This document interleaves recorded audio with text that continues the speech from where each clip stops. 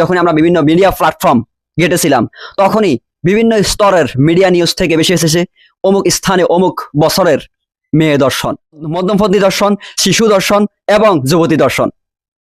কি ফেরেছেন আপনারা? আপনাদের শাসন ব্যবস্থা, আপনারা বলতেছেন শাসন ব্যবস্থা চলতেছে, কেমন চলতেছে? এই শাসন ব্যবস্থায় নারীদেরকে, মহিলাদেরকে, শিশু মেয়েদেরকে নিরাপত্তা দিতে ব্যর্থ।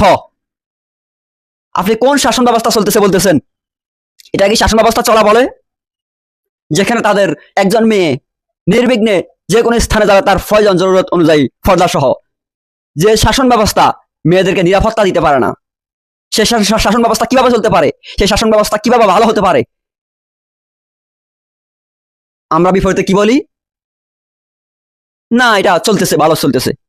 আজকে অন্যের মেয়ের সমস্যা, অন্যের বোনের সমস্যা, অন্যের মায়ের সমস্যা, অন্যের শিশুর সমস্যা, কালকে আমার আপনার শিশুর সমস্যা হবে না, কালকে আমার আপনার মা বোনের সমস্যা হবে না, সেই গ্যারান্টি কে দিবে?